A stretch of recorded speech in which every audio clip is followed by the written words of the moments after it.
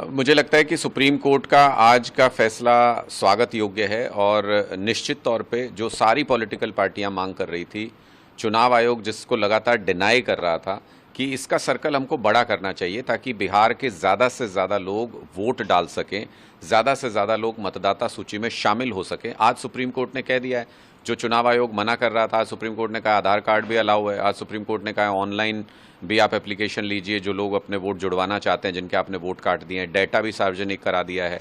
मुझे लगता है कि ये एक कोशिश है, एक पॉजिटिव साइड है कि ज़्यादा से ज़्यादा बिहार के लोग मतदाता सूची में शामिल हो सकेंगे और इससे जो चुनाव आयोग की जो भूमिका है भारतीय जनता पार्टी के पक्ष में, वो भी उजागर हो गई है सुप्रीम कोर्ट के इस निर्णय से कि आम आदमी पार्टी लगातार जो आरोप लगा रही थी कि भारतीय जनता पार्टी जो वोटों में हेराफेरी करती है, जो वोटिंग लिस्ट में हेराफेरी करती है, उसमें चुनाव आयोग बराबर का हिस्सेदार है, उस साजिश का हिस्सा है। वो बात आज सुप्रीम कोर्ट के इस निर्णय से और ज़्यादा स्थापित हो जाती है कि चुनाव आयोग अपनी भूमिका निष्पक्ष तरीके से नहीं निभा रहा था, जो इस आदेश के बाद उसको करना पड़ेगा।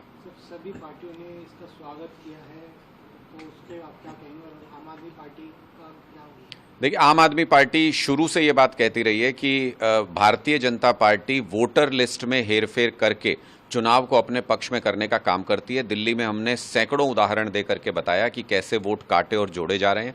चुनाव आयोग की भूमिका इस पूरे मामले में बहुत संदिग्ध है। वो हमेशा बीजेपी की मदद करता है। चुनाव आयोग ने कभी किसी शिकायत पे एक्शन नहीं लिया।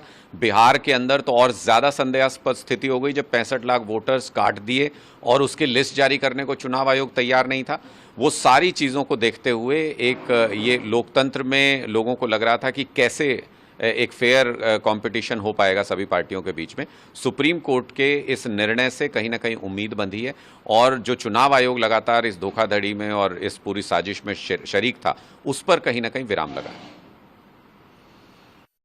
सीएम का भी बयान आया है, पहले वो कुछ और कहते हैं, उनका बिल्कुल बयान आ गया है, तो उसके बारे में आप क्या कुछ? देखिए, उमर अब्दुल्ला जी तो समझना चाहिए उनको, और जब किसी दूसरी पॉलिटिकल पार्टी पर आरोप लगाते हैं तो उनको सोच समझ के बोलना चाहिए था। कुछ दिन पहले तक तो उमर अब्दुल्ला जी ये कहते थे कि अरविंद केजरीवाल जी को अच्छे रिलेशन बनाने चाहिए बीजेपी के साथ, वरना तो ऐसा ही होगा, वरना काम कैसे कर पाएंगे। अब तो उमर अब्दुल्ला जी ने हाथ भी जोड़ के देख लिए, बीजेपी के सामने घुटने भी टेक के देख लिए, बीजेपी से गलवैयां भी कर ली।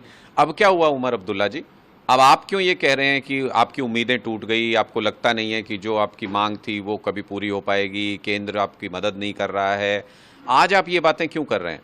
इसका मतलब भारतीय जनता पार्टी की भूमिका धीरे धीरे सभी पॉलिटिकल पार्टियों को समझ में आ रही है और आम आदमी पार्टी का तो ये विश्वास है कि बीजेपी लोकतंत्र से तानाशाही की तरफ इस देश को ले जाना चाहती है। जितनी जल्दी सारी पॉलिटिकल पार्टियां इसको समझ लेंगी, उतना देश के लिए अच्छा।